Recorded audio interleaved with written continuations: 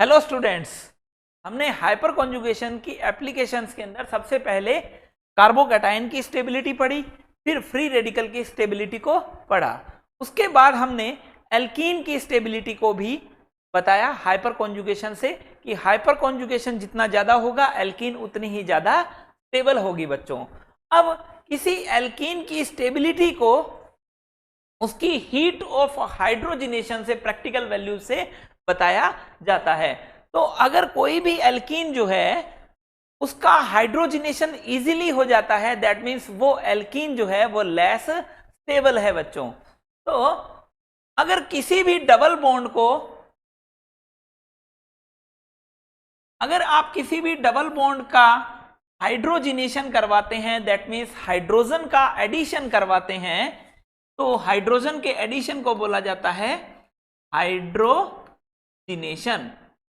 ये हाइड्रोजिनेशन जो है वो निकल, प्लेटिनम, पैलेडियम की प्रेजेंस में करवाया जाता है।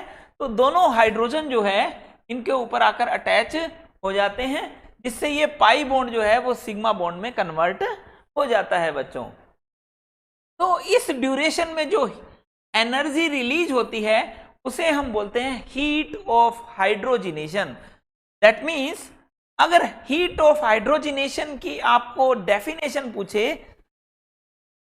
Energy released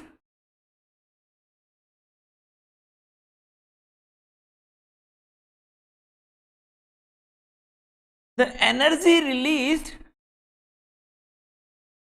during 1 mole of double bond hydrogenated,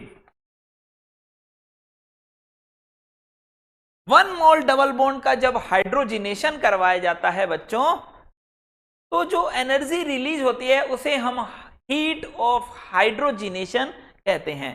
तो ये हीट ऑफ हाइड्रोजिनेशन जो है वो डायरेक्टली प्रोपोर्शनल होगी नंबर ऑफ पाई बॉन्ड्स के। क्यों?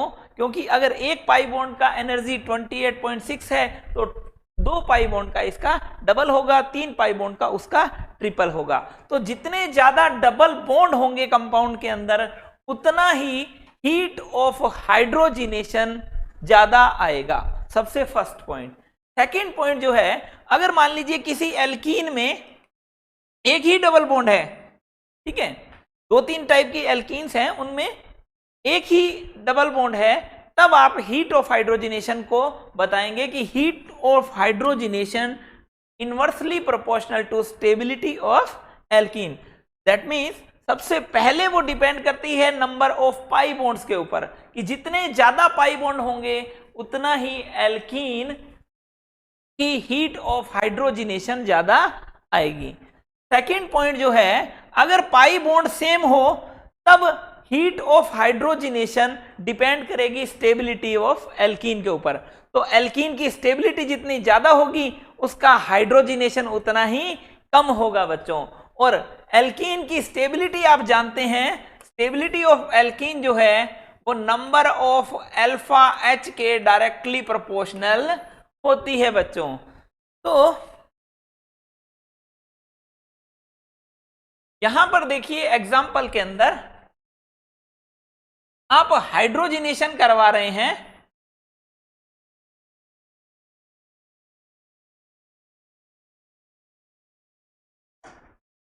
एक डबल बॉन्ड का।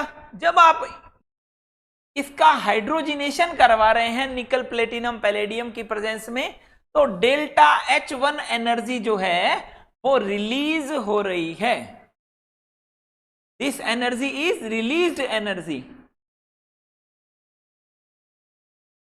अब उसके बाद में जैसे जैसे आप डबल बॉन्ड बढ़ाते जाएंगे वैसे वैसे हीट ऑफ हाइड्रोजिनेशन जो है वो बढ़ता जाएगा बच्चों।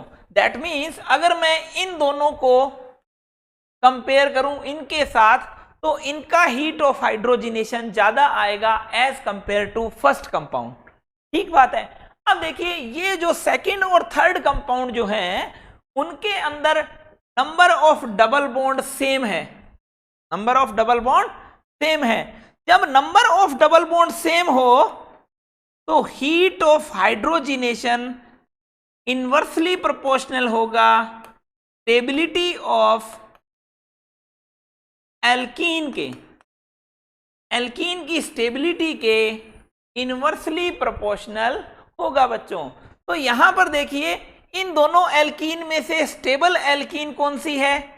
Third alkene. क्यों? क्योंकि उसके अंदर जो है कॉन्जुगेशन प्रेजेंट है। कॉन्जुगेशन, कॉन्जुगेशन क्या होता है बच्चों कि अल्टरनेट में पाई बॉन्ड हो तो ये पाई बॉन्ड ये यहां आया और ये आगे कॉन्जुगेट होता रहेगा, जबकि यहां पर अल्टरनेट में पाई बॉन्ड नहीं है तो कॉन्जुगेशन या रेजोनेंस यहां पर प्रेजेंट नहीं होगा सेकेंड कंपाउंड में। तो यहां पर जो है अगर हम हीट ऑफ हाइड्रोजिनेशन के ऑर्डर में इसको सेट करें तो सबसे ज्यादा आप जानते हैं Z और Y की हीट ऑफ हाइड्रोजिनेशन जो है वो ज्यादा आएगी as compare to X compound. क्यों? क्योंकि वहां नंबर ऑफ डबल बॉन्ड 1 है। ठीक है, अब देखिए Y एंड Z को अगर आप कंपेयर करेंगे तो स्टेबिलिटी किसकी ज्यादा है? थर्ड कंपाउंड की, और थर्ड कंपाउंड की ज्यादा है तो उसकी हीट ऑफ हाइड्रोजिनेशन कम आएगी। दैट मीन्स सबसे ज्यादा हीट ऑफ हाइड्रोजिनेशन हो जाएगा Y का। दैट मीन्स ऑर्डर क्या हो जाएगा? Y, Z and X। ऐसे जो क्वेश्चंस हैं वो आपको MS चौहान वाली बुक के अंदर खूब सारे मिल जाएंगे बच्चों। उसके बाद देखिए ऐसा ही क्वेश्चन है, arrange the following compound in decreasing order of heat of hydrogenation. तो हीट ऑफ हाइड्रोजिनेशन के ऑर्डर में आपको इनको सेट करना है। तो आप जानते हैं हीट ऑफ हाइड्रोजिनेशन सबसे पहले डिपेंड करता है नंबर ऑफ डबल बॉन्ड के। डबल बॉन्ड जितने ज्यादा होंगे हीट ऑफ हाइड्रोजिनेशन उतनी ही ज्यादा आएगी बच्चों। तो number of double bond H और G में तो 2 हैं, जबकि यहां सब में number of double bond only क्या है? 1 है।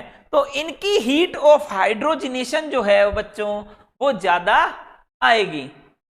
That means heat of hydrogenation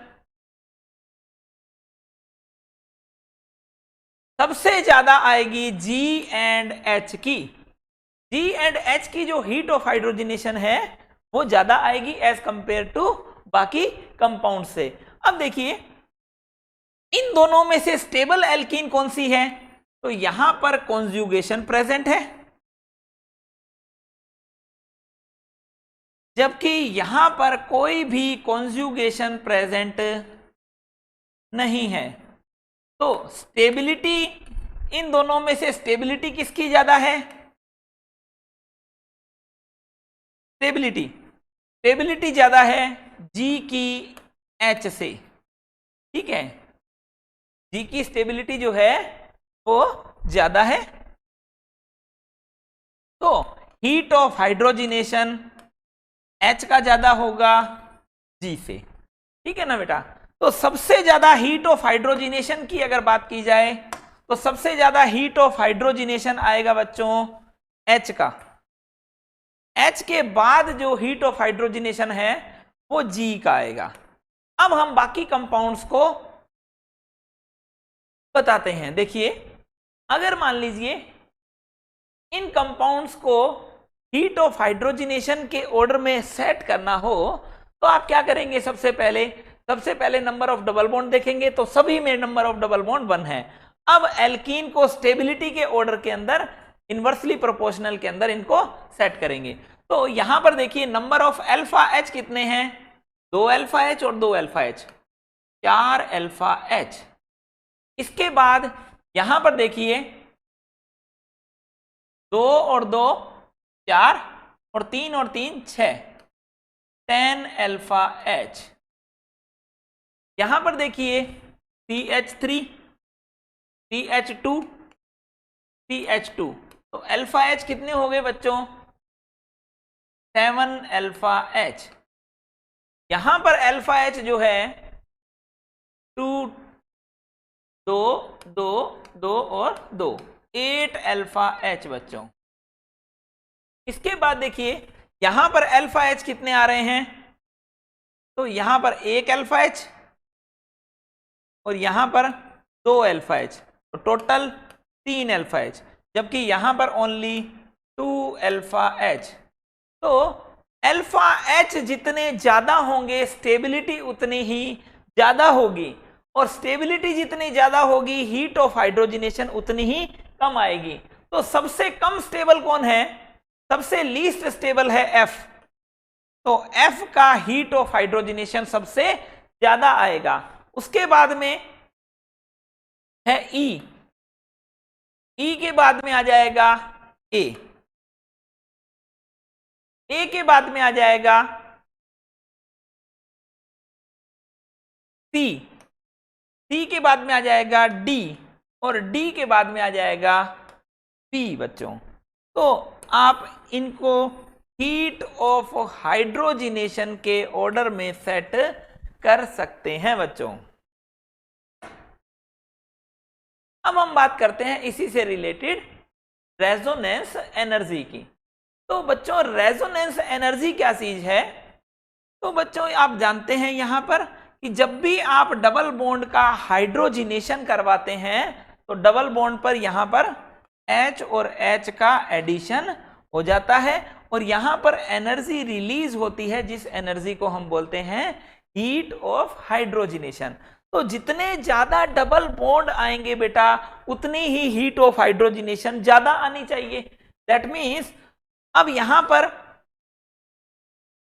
एक डबल बॉन्ड के अंदर हीट ऑफ हाइड्रोजिनेशन आ रही है बच्चों, यहां पर एक डबल बॉन्ड है तो हीट ऑफ हाइड्रोजिनेशन आ रही है -28.6 किलो कैलोरी पर मोल। तो दो डबल बॉन्ड का हाइड्रोजिनेशन कराएंगे तो इसका जस्ट डबल ही आएगा। दैट मीन्स जस्ट डबल कितना हो गया? 57.2 किलो कैलोरी पर मोल बच्चों। अब देखिए, अब यहां पर कितने भी थर्ड जो कंपाउंड है उसके अंदर भी जो है उसके अंदर भी दो डबल बॉन्ड है, तो हीट ऑफ हाइड्रोजिनेशन आनी चाहिए 57.2 किलो कैलोरी पर मोल, लेकिन इसकी हीट ऑफ हाइड्रोजिनेशन आ रही है 54.2 किलो कैलोरी पर मोल। दैट मीन्स 3 किलो कैलोरी पर मोल एनर्जी इन दोनों के बीच में कम है। ठीक है, वो एनर्जी जो है वो स्टेबिलिटी बनाने में काम आ गई। तो दैट मीन्स आप ये कहेंगे कि जितना दोनों डबल बॉन्ड में स्टेबिलिटी ज्यादा आएगी हीट ऑफ हाइड्रोजिनेशन उतनी ही कम आएगी बच्चों। तो यहां पर हीट ऑफ हाइड्रोजिनेशन कम आ रही है जबकि यहां पर हीट ऑफ हाइड्रोजिनेशन ज्यादा आ रही है। दैट मीन्स अगर आप 1,3-ब्यूटाडाइन को इसके साथ कंपेयर करवाएंगे तो आप एक्सपेक्ट कर रहे थे कि heat of hydrogenation 57.2 kilo calorie पर मोल आए, लेकिन आई कितनी? 54.2 किलो कैलोरी पर मोल।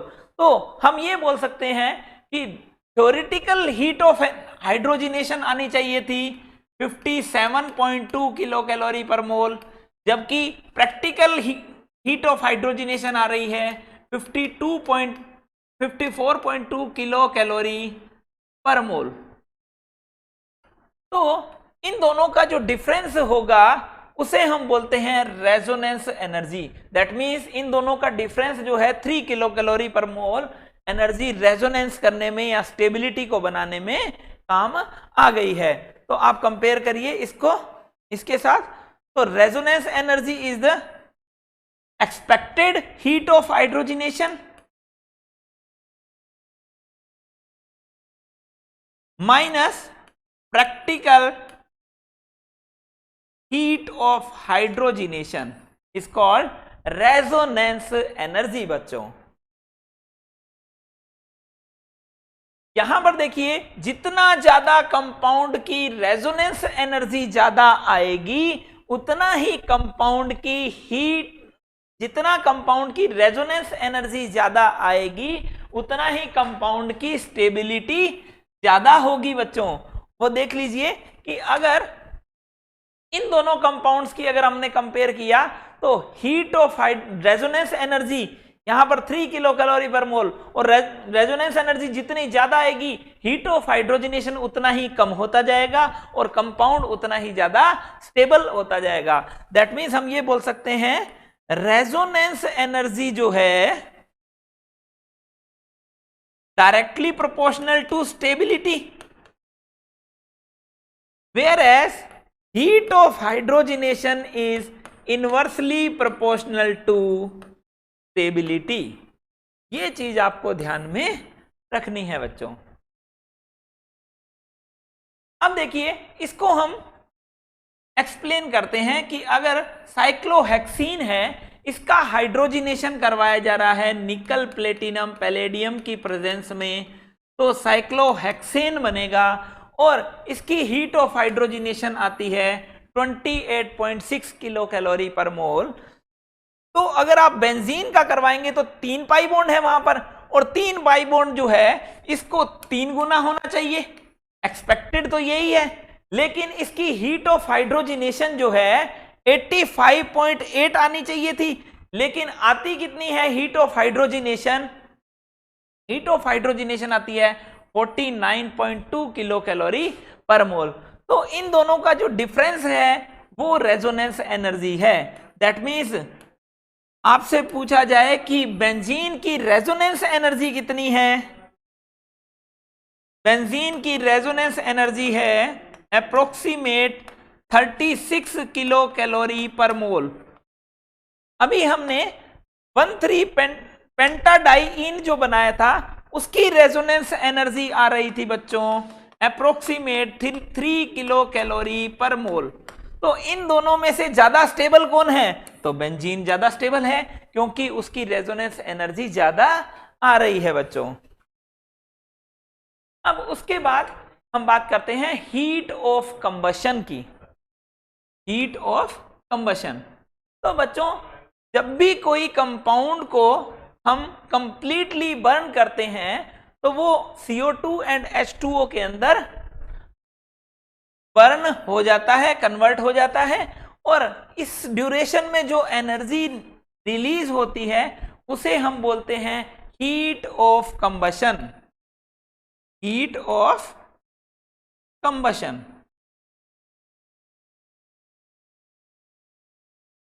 तो हीट ऑफ कंबशन की डेफिनेशन अगर बात करें, released energy on complete combustion of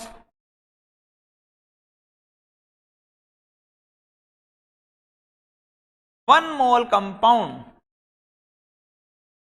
किसी कंपाउंड के 1 मोल को कंप्लीटली बर्न कर दें तो जो रिलीज्ड एनर्जी है उसे हम बोलते हैं हीट ऑफ कंबशन। जितने ज्यादा कार्बन होंगे कंपाउंड के अंदर उतना ही कंपाउंड की हीट ऑफ कंबशन ज्यादा आएगी। तो मीथेन के कंबशन में क्या हो रहा है बच्चों, ये देखिए, तो नंबर ऑफ मोल्स कितने हैं? 1, यहां पर है 2, यहां पर 1 एंड यहां पर 2 है। अब देखिए बच्चों, नंबर ऑफ मोल्स जब आ गए तो आप जानते हैं 1 मोल का एनटीपी पर वॉल्यूम होता है 22.4 लीटर, और उस 2 मोल का वॉल्यूम हो जाएगा 44.8 लीटर, और इससे CO2 जो प्रोड्यूस हो रही है वो हो रही है 22.4 लीटर। ठीक है, और जबकि H2O वेपर जो है, H2O गैस जो बन रहा है वो 44.8 लीटर बन रहा है। ठीक है, और आप जानते हैं 1 मोल के अंदर नंबर ऑफ मॉलिक्यूल्स जो है वो होंगे एवोगैड्रो नंबर के बराबर 6.023 इंटू 10⁻23 बच्चों। तो यहां पर इसे Na, ये हो जाएंगे 2 मोल्स है तो 2 Na, ये 1 मोल है तो 1 Na, और ये 2 Na। अब यहां पर क्वेश्चन कैसे आते हैं, देखिए, volume of required O2 at NTP for complete combustion of 8 gram of methane. तो आप जानते हैं बच्चों कि 1 मोल CH4 का वेट जो है वो होता है 16 ग्राम, तो 8 ग्राम CH4 का में मोल हो जाएंगे हाफ मोल। दैट मीन्स आप नंबर ऑफ मोल्स कैसे कैलकुलेट करते हैं? नंबर ऑफ मोल्स कहते हैं आप amount in gram divided by molar mass. तो अमाउंट इन ग्राम कितना है बच्चों, रिक्वायर्ड 8 ग्राम, 8 ग्राम, मोलर मास हो जाएगा 16, दैट मीन्स 0.5 मोल CH4 को आप रिलेट कर रहे हैं। ठीक है, तो आप जानते हैं बच्चों कि 1 मोल से O2 कितना है, 44.8 लीटर। तो आप करेंगे कैसे इसको, 1 मोल that means 16 gram CH4 produce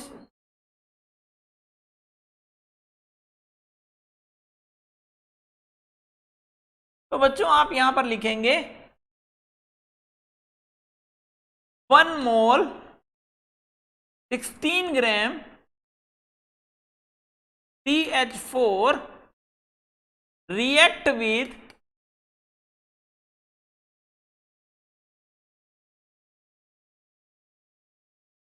44.8 litre at NTPO2। तो बच्चों आप जानते हैं 1 ग्राम होगा तो 44.8 डिवाइडेड बाय 16 हो जाएगा और आप 0.5 मोल करेंगे यानी 1/2 मोल यानी 8 ग्राम, तो 44.8 डिवाइडेड बाय 16 इंटू 8 ग्राम, तो ये हो जाएगा 22.4 लीटर बच्चों। ठीक है, तो आप इस तरीके से क्या कर सकते हैं, हीट ऑफ कंबशन को कैलकुलेट कर सकते हैं बच्चों। तो हीट ऑफ कंबशन में आप ये देखिए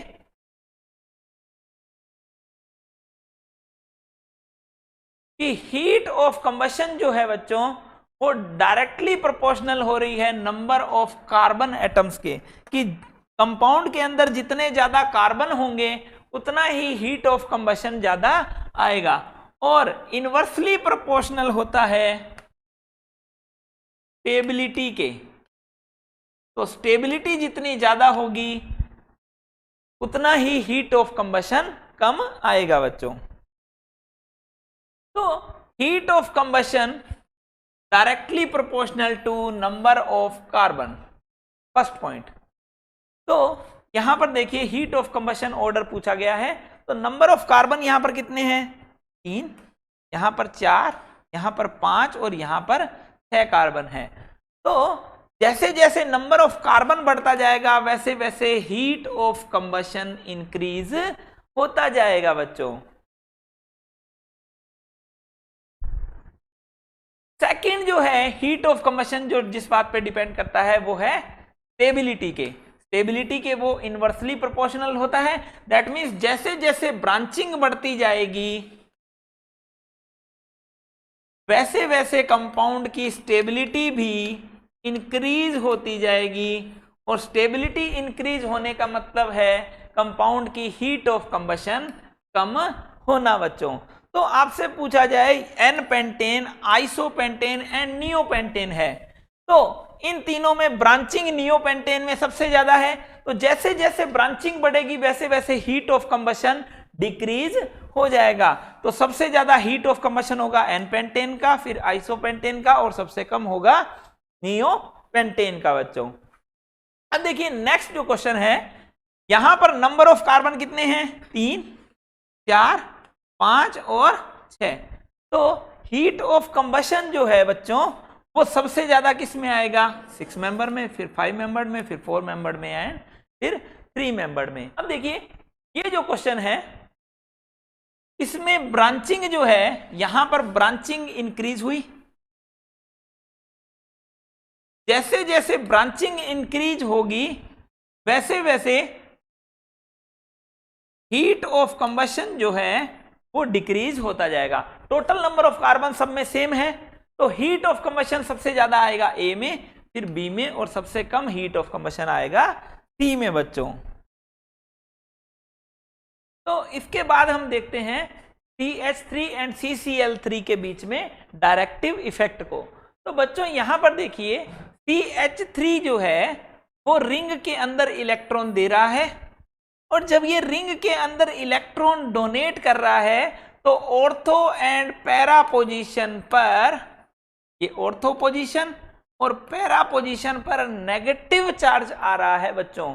जब नेगेटिव चार्ज आ रहा है बच्चों, दैट मीन्स ये रिंग के अंदर इलेक्ट्रॉन डेंसिटी को इंक्रीज कर रहा है। Electron density is increased in the benzene ring due to CH3। तो अगर यहां पर बेंजीन रिंग में इलेक्ट्रॉन डेंसिटी इंक्रीज हो रही है तो यहां पर देखिएगा इलेक्ट्रोफाइल ज्यादा अटैक करेगा, और इलेक्ट्रोफाइल अटैक करेगा तो इलेक्ट्रोफिलिक सब्स्टिट्यूशन रिएक्शन, अब ये नॉर्मल बेंजीन से भी टोलुइन जो है वो ज्यादा रिएक्शंस देगा। दैट मीन्स ऐसे ग्रुप को बोला जाता है एक्टिवेटिंग ग्रुप। जो रिंग में इलेक्ट्रॉन को डोनेट करते हैं ऐसे ग्रुप को एक्टिवेटिंग ग्रुप्स बोला जाता है बच्चों। तो एक्टिवेटिंग ग्रुप के कारण, यहां CH3 के एक्टिवेटिंग ग्रुप के कारण ऑर्थो एंड पैरा पोजीशन पर नेगेटिव चार्ज आता है बच्चों। तो आप एक चीज और देख सकते हैं यहां पर कि अगर इलेक्ट्रोफाइल आएगा तो CH3 जो है इलेक्ट्रोफाइल को ये बोलता है कि तुम ऑर्थो और पैरा पोजीशन पर जुड़ जाओ। क्यों? क्योंकि यहां पर नेगेटिव चार्ज सबसे ज्यादा आ रहा है। कभी भी मेटा पोजीशन पर नेगेटिव चार्ज नहीं आता है। तो electrophile ortho and para position पर ही इलेक्ट्रोफिलिक सब्स्टिट्यूशन रिएक्शन देगा। दैट मीन्स हम ये बोल सकते हैं कि ये जो CH3 है वो इस इलेक्ट्रोफाइल को डायरेक्ट कर रहा है, निर्देशित कर रहा है कि तुम ऑर्थो और पैरा पर चले जाना। दैट मीन्स इसका डायरेक्टिंग इफेक्ट क्या हो जाएगा? ऑर्थो पैरा डायरेक्टिंग हो जाएगा बच्चों। ठीक है, ऐसे ग्रुप्स को बोला जाता है एक्टिवेटिंग ग्रुप। जो ग्रुप बेंजीन रिंग में इलेक्ट्रॉन डेंसिटी को इंक्रीज करते हैं ऐसे ग्रुप्स को एक्टिवेटिंग ग्रुप बोला जाता है। और इसका जस्ट अपोजिट ऐसे रिंग जो बेंजीन रिंग से इलेक्ट्रॉन डेंसिटी को विड्रॉ करते हैं ऐसे ग्रुप्स को हम बोलते हैं डीएक्टिवेटिंग ग्रुप। तो यहां पर देखिए CCl3 जो है या Ci3 भी होता, तो ये क्या करते हैं, बेंजीन रिंग में से इलेक्ट्रॉन डेंसिटी को, ये दोनों इलेक्ट्रॉन यहां से ले गया तो जिसकी वजह से ये पाई इलेक्ट्रॉन यहां शिफ्ट होंगे। अब पॉजिटिव चार्ज आएगा ऑर्थो एंड पैरा पोजीशन पर। जब ऑर्थो और पैरा पोजीशन पर पॉजिटिव चार्ज आएगा तो अगर आप इसको नॉर्मल बेंजीन के साथ कंपेयर करेंगे तो इलेक्ट्रोफाइल सबसे ज्यादा किस में जुड़ेगा? इलेक्ट्रोफाइल सबसे ज्यादा जुड़ेगा टोलुइन में, उसके बाद नॉर्मल बेंजीन में, और उसके बाद जुड़ेगा CCl3 वाली में। क्यों? क्योंकि यहां पर इलेक्ट्रॉन, बेंजीन की इलेक्ट्रॉन डेंसिटी को CCl3 ने विड्रॉ कर लिया है। तो ऐसे ग्रुप्स को बोला जाता है डीएक्टिवेटिंग ग्रुप। और इन डीएक्टिवेटिंग ग्रुप में देखिए कि जब भी पॉजिटिव चार्ज जो आ रहा है वो ऑर्थो और पैरा पोजीशन पर आ रहा है, कभी भी मेटा पोजीशन पर पॉजिटिव चार्ज नहीं आ रहा है। और इलेक्ट्रोफाइल अगर मान लीजिए फिर भी यहां पर जुड़ना चाहता है तो कहां पर जुड़ सकता है? मेटा पोजीशन पर। दैट मीन्स डीएक्टिवेटिंग ग्रुप क्या होते हैं? मेटा डायरेक्टिंग होते हैं। ठीक है, डीएक्टिवेटिंग ग्रुप होंगे मेटा डायरेक्टिंग, जबकि एक्टिवेटिंग ग्रुप्स जो हैं वो ऑर्थो एंड पैरा डायरेक्टिंग होंगे टुवर्ड्स इलेक्ट्रोफिलिक सब्स्टिट्यूशन रिएक्शन बच्चों। तो अगर हम ये कहें कि जो भी यहां पर ग्रुप लगा हुआ है बेंजीन रिंग पर, अगर बेंजीन रिंग पर कोई भी ग्रुप लगा हुआ है बच्चों,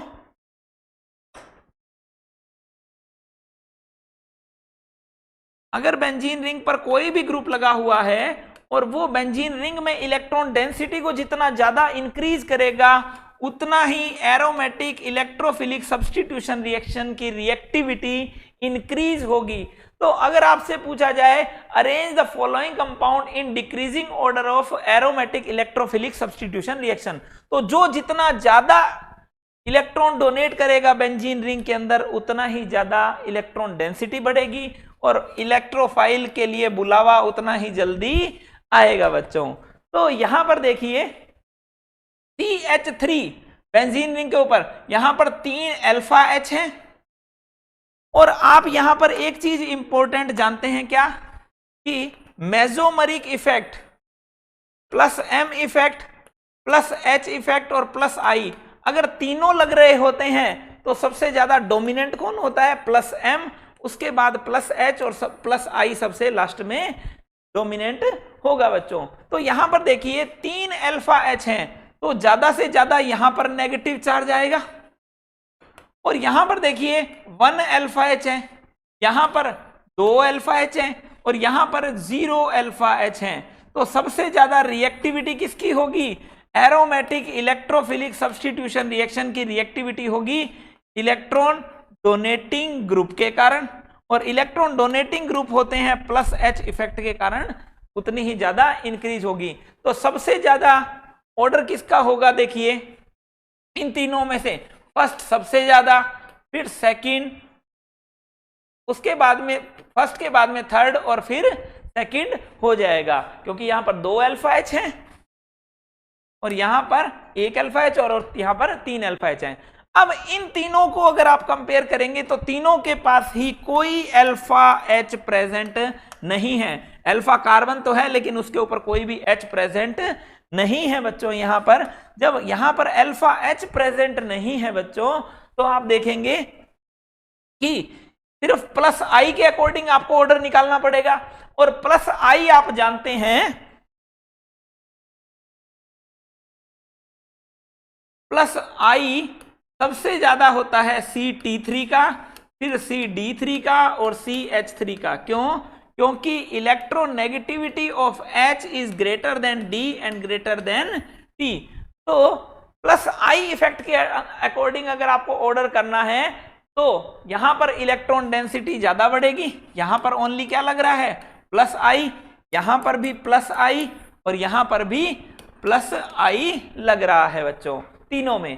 तो यहां पर C(T3) का प्लस आई सबसे ज्यादा होगा, तो ऑर्डर किसका हो जाएगा सबसे ज्यादा? फर्स्ट, थर्ड, सेकंड के बाद में, उसके बाद में इन तीनों में से ऑर्डर हो जाएगा 6 का, उसके बाद में 5 का एंड 4th का जो है वो एरोमेटिक इलेक्ट्रोफिलिक सब्स्टिट्यूशन रिएक्शंस के अकॉर्डिंग ऑर्डर जो है सबसे कम हो जाएगा बच्चों। अब देखिए फिर से ये क्वेश्चन आ गया है, अब यहां पर अल्फा एच कितने हैं? 3 अल्फा एच, यहां पे भी 3 अल्फा एच और यहां पे भी 3 अल्फा एच। तो अब आपको 3 अल्फा एच में हाइपर कॉन्जुगेशन किसका ज्यादा होता है? जिसका हाइपर कॉन्जुगेशन ज्यादा होगा रिंग के अंदर उतना ही ज्यादा नेगेटिव चार्ज आएगा और इलेक्ट्रोफाइल उतना ही ज्यादा अटैक्ट करेगा। तो हाइपर कॉन्जुगेशन इफेक्ट आप जानते हैं H का ज्यादा होता है D से और D का ज्यादा होता है T से, ये हम पहले पढ़ चुके हैं। तो मैं एक बार आपको फिर से बता देता हूं कि इंडक्टिव इफेक्ट जो है, इंडक्टिव इफेक्ट तो सबसे ज्यादा होगा ट्रिटियम का, फिर ड्यूटेरियम का और सबसे कम हाइड्रोजन का। लेकिन हाइपर कॉन्जुगेशन जो इफेक्ट है वो हाइड्रोजन का, फिर ड्यूटेरियम का, फिर ट्रिटियम का सबसे कम होगा। रीजन क्या है इसका? तो इसका रीजन देखिए कि कार्बन और हाइड्रोजन के बीच का जो बॉन्ड है वो इजीली डिसोशिएट हो जाता है। जब ये इजीली डिसोशिएट हो जाएगा तो प्लस एच इफेक्ट यहां पे सबसे ज्यादा आएगा। दैट मीन्स यहां पर नेगेटिव चार्ज ज्यादा आएगा, नेगेटिव चार्ज ज्यादा आएगा तो इलेक्ट्रोफाइल भी ज्यादा अट्रैक्ट होगा। दैट मीन्स ऑर्डर हो जाएगा first, second and third of aromatic electrophilic substitution reaction का बच्चों। उसके बाद देखिए हम न्यू पॉइंट को पढ़ रहे हैं, linear conjugation and cross conjugation को। तो लीनियर कॉन्जुगेशन क्या है? Conjugation from one end to last end, एक एंड से कॉन्जुगेशन चलता हुआ लास्ट एंड की ओर जाता है, तो इसे हम बोलते हैं लीनियर कॉन्जुगेशन। यहां पर देखिए अल्टरनेट में पाई बॉन्ड प्रेजेंट है, तो इसकी वजह से ये कॉन्जुगेशन जो है आगे से आगे बढ़ता जाएगा। NH2 जो है अपने लोन पेयर देगा, ये यहां पर, ये यहां पर और ये यहां पर, वन एंड से लास्ट एंड की ओर यहां पर कॉन्जुगेशन चलता जा रहा है। तो ऐसे कॉन्जुगेशन को हम बोलते हैं लीनियर कॉन्जुगेशन। लेकिन क्रॉस कॉन्जुगेशन में क्या है, ये जो लोन पेयर है इधर की साइड भी जा सकता है और इधर की साइड भी जा सकता है। तो ऐसे कॉन्जुगेशन को हम बोलते हैं क्रॉस कॉन्जुगेशन। जैसे आप देखिए, ये अगर इधर की साइड शिफ्ट हो जाए या ये पाई बॉन्ड भी इधर की साइड शिफ्ट हो जाए, तो ये दोनों रास्तों की ओर जा सकता है, तो इन सबको हम क्या बोलेंगे, क्रॉस कॉन्जुगेशन। जैसे आप ये यहां से ये रास्ता जा रहा है और यहां से ये रास्ता भी जा रहा है, तो ऐसे कॉन्जुगेशन को हम बोलते हैं क्रॉस कॉन्जुगेशन। और अगर किसी कंपाउंड में लीनियर कॉन्जुगेशन और क्रॉस कॉन्जुगेशन दोनों हो रहे हैं, तो लीनियर कॉन्जुगेशन है वो हमेशा डोमिनेंट होता है over cross conjugation. Linear conjugation is always dominant over the cross conjugation. अब linear conjugation and cross conjugation not observe in resonating structure. यहां पर सबसे बड़ी गलती होती है बच्चों कि हम क्या करते हैं, रेजोनेटिंग स्ट्रक्चर में लीनियर कॉन्जुगेशन और क्रॉस कॉन्जुगेशन को घुसा देते हैं। इस कॉन्सेप्ट को रेजोनेटिंग स्ट्रक्चर में कभी भी अप्लाई नहीं किया जा सकता है। फॉर एग्जांपल देखिए, यहां पर आप क्या करेंगे, इसको क्रॉस कॉन्जुगेशन बना देंगे, ठीक है, और यहां पर क्या कहेंगे, लीनियर कॉन्जुगेशन बना देंगे। तो आप कहेंगे कि ज्यादा स्टेबल कौन है, सेकंड, ठीक है। लेकिन ऐसा नहीं है, फर्स्ट स्ट्रक्चर ही ज्यादा स्टेबल है। रीजन क्या है बच्चों, देखिए कि ये दोनों एक दूसरे की रेजोनेटिंग स्ट्रक्चर है। आप बताएंगे कैसे, क्योंकि रेजोनेटिंग स्ट्रक्चर जो है वो एक दूसरे में इंटर कन्वर्ट हो सकती है। कैसे हो सकती है, देखो कि अगर ये पाई बॉन्ड इधर आए तो ये नेगेटिव चार्ज इधर आ जाएगा, दैट मीन्स ये जो स्ट्रक्चर है सेम यही स्ट्रक्चर में कन्वर्ट हो जाएगी। तो इन स्ट्रक्चर्स को हम बोलते हैं रेजोनेटिंग स्ट्रक्चर्स। तो रेजोनेटिंग स्ट्रक्चर्स में कभी भी लीनियर कॉन्जुगेशन और क्रॉस कॉन्जुगेशन को नहीं लगाना है बच्चों। तो ये दोनों रेजोनेटिंग स्ट्रक्चर है। अब आप कैसे दिखेंगे कि यहां पर देखिए, इसका माइनस आई इफेक्ट है और इसका भी माइनस आई इफेक्ट है, जबकि यहां पर देखिए इसका एक तरफ माइनस आई लग रहा है और एक तरफ क्या लग रहा है, प्लस आई, ठीक है। तो अब आप देखिए, नेगेटिव चार्ज को दोनों खींचने वाले ग्रुप होंगे तो ये इसको न्यूट्रल की ओर ले जाएंगे, दैट मीन्स स्टेबल कौन सी है, फर्स्ट स्ट्रक्चर है बच्चों। अब देखिए, अगर ये पॉजिटिव होता है तो ये भी आपस में इंटर कन्वर्ट हो सकते हैं और ये स्ट्रक्चर फिर से बन जाएगी, दैट मीन्स ये दोनों स्ट्रक्चर क्या हैं, आपस में रेजोनेटिंग स्ट्रक्चर है। तो रेजोनेटिंग स्ट्रक्चर में लीनियर कॉन्जुगेशन या क्रॉस कॉन्जुगेशन को नहीं लगाना है। अब यहां पे देखेंगे आप, प्लस चार्ज जो है तो यहां पर दोनों माइनस आई विड्रॉइंग ग्रुप है, तो इसकी स्टेबिलिटी जो है वो डिक्रीज हो जाएगी, जबकि यहां पर एक तो माइनस आई वाला है और एक प्लस आई वाला है, दैट मीन्स ये वाला ज्यादा स्टेबल हो जाएगा। तो ये दोनों ही क्या है, रेजोनेटिंग स्ट्रक्चर। तो कभी भी इनमें कभी लीनियर कॉन्जुगेशन और क्रॉस कॉन्जुगेशन को नहीं लगाना है बच्चों। इसके बाद हम बात करते हैं की points about mesomeric effect, inductive effect and hyper conjugation. तो बच्चों, मेसोमेरिक इफेक्ट देखिए, जब भी आप यहां पर Z कोई ग्रुप हो जिस पर लोन पेयर प्रेजेंट हो, तो ये क्या करेगा, ये रिंग में इलेक्ट्रॉन देगा। इसमें रिंग में इलेक्ट्रॉन देने की वजह से ऑर्थो एंड पैरा पर नेगेटिव चार्ज यहां पर आएगा बच्चों। यहां पर जब नेगेटिव चार्ज आ रहा है लोन पेयर की वजह से, तो electrophile ortho and para position पर अटैक करेगा बच्चों। अब यहां पर देखिए, हम ये बात करें कि ये जो लोन पेयर्स हैं वो नेगेटिव चार्ज ला रहे हैं, दैट मीन्स रिंग में इलेक्ट्रॉन डेंसिटी को इंक्रीज कर रहे हैं। तो यहां पर इसके जस्ट अपोजिट हम ये कह दें कि अगर कोई X ग्रुप लगा है यहां पर Y के साथ, जैसे नाइट्रोबेंजीन में, जैसे नाइट्रोबेंजीन में। और ऑक्सीजन की इलेक्ट्रोनेगेटिविटी जो है वो ज्यादा होती है नाइट्रोजन से। तो ये ऑक्सीजन इलेक्ट्रॉन यहां से विड्रॉ करेगा बच्चों, तो ये क्या करेगा, ये इधर की साइड शिफ्ट होंगे, जिसके कारण पॉजिटिव चार्ज जो है ऑर्थो एंड पैरा पर आएगा। तो इस फर्स्ट केस को अगर हम देखें, फर्स्ट केस में इलेक्ट्रोफाइल कहां अटैक कर सकता है, ऑर्थो एंड पैरा पर, जबकि सेकंड केस में इलेक्ट्रोफाइल कहां अटैक कर सकता है, ओनली मेटा पर अटैक कर सकता है।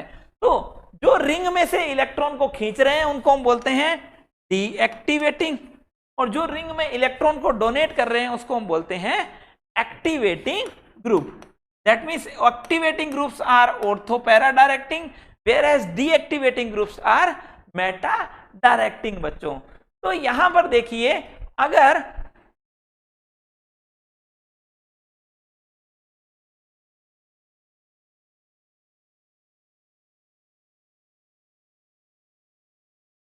अगर ये रिंग में से यहां से खींच भी रहा है तो पॉजिटिव चार्ज कहां पर आ रहा है, ऑर्थो एंड पैरा पर ही तो आ रहा है। दैट मीन्स रेजोनेंस में चाहे प्लस एम हो चाहे माइनस एम हो, लगेगा कहां पर, only ortho and para position पर ही लगता है।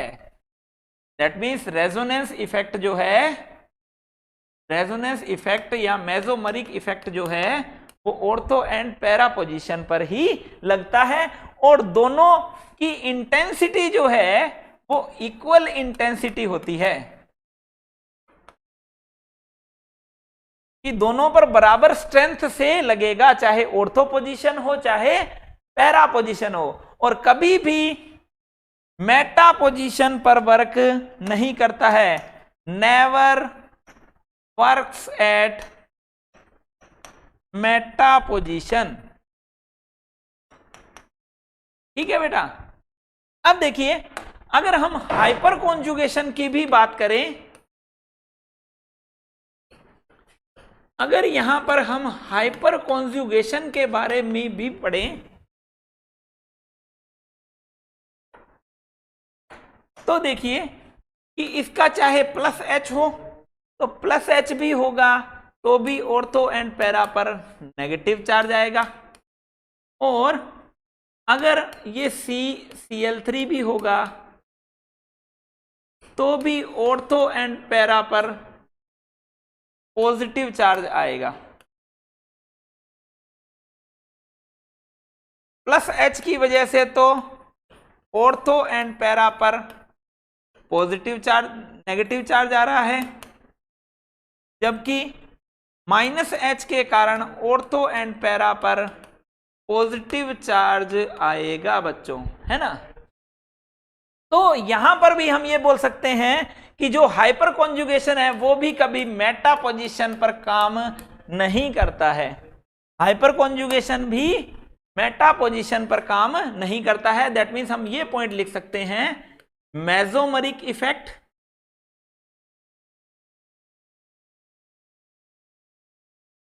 And hyper conjugation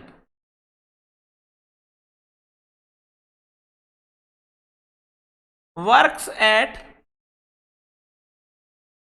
ortho and para position with equal intensity, with equal intensity।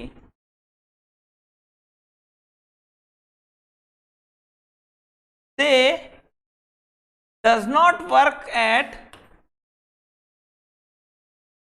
Meta position, ये कभी भी मेटा पोजीशन पर काम नहीं करते हैं बच्चों।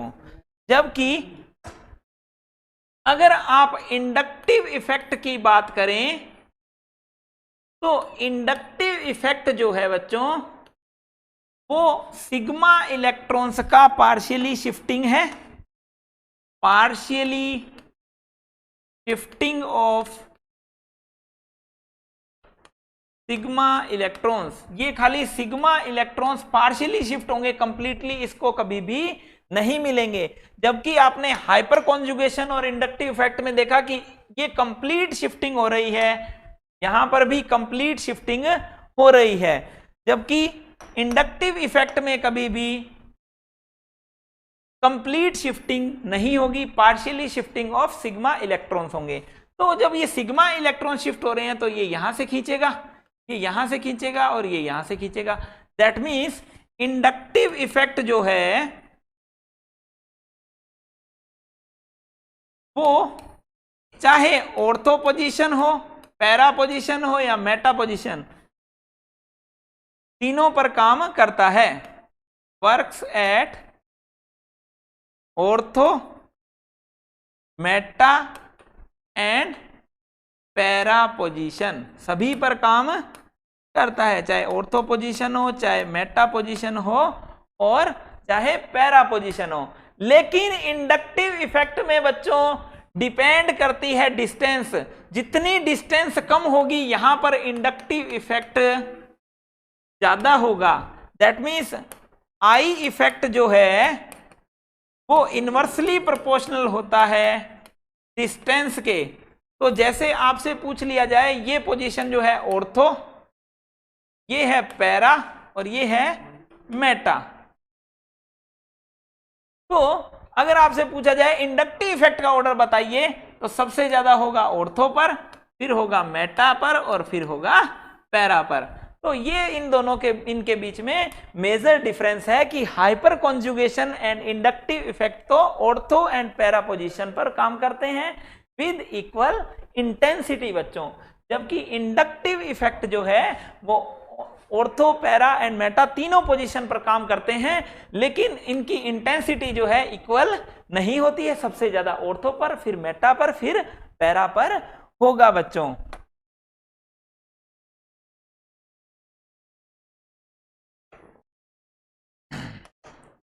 तो अगर बच्चों की resonance, hyper conjugation and inductive effect को कंपेयर करें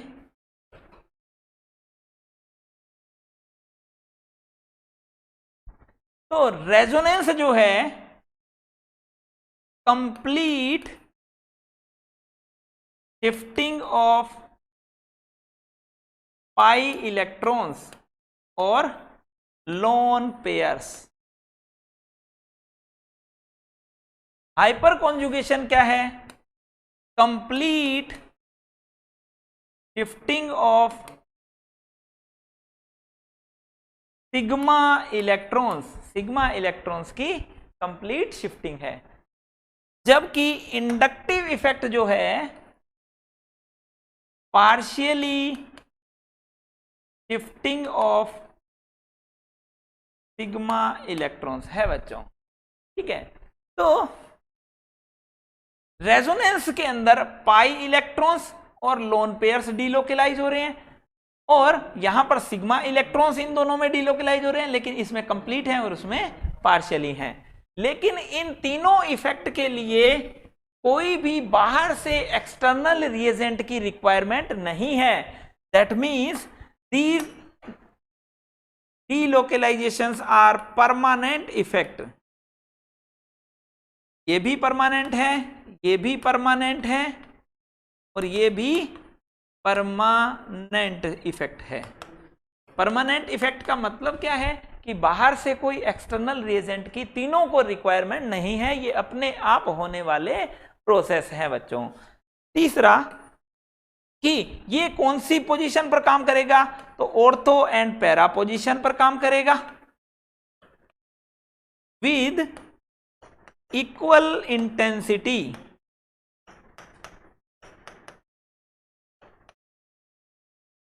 ये भी ऑर्थो एंड पैरा पोजीशन पर काम करेगा विद इक्वल इंटेंसिटी। जबकि इंडक्टिव इफेक्ट जो है ortho, Meta, para all position पर काम करता है, लेकिन इसकी इंटेंसिटी जो है, इसकी जो इंटेंसिटी है बच्चों वो ज्यादा होगी ऑर्थो पर, फिर होगी मेटा पर, और फिर होगी पैरा पे। क्यों? क्योंकि आई इफेक्ट जो है इनवर्सली प्रोपोर्शनल होगा डिस्टेंस के। ठीक है, तो बच्चों अगर ये तीनों इफेक्ट एक साथ लग रहे हो, अगर ये तीनों इफेक्ट एक साथ लग रहे हो बच्चों, तो resonance is dominant over hyper conjugation and hyper conjugation is dominant over inductive effect. तो हमेशा रेजोनेंस जो है वो ज्यादा काम करेगा, फिर हाइपर कॉन्जुगेशन और फिर इंडक्टिव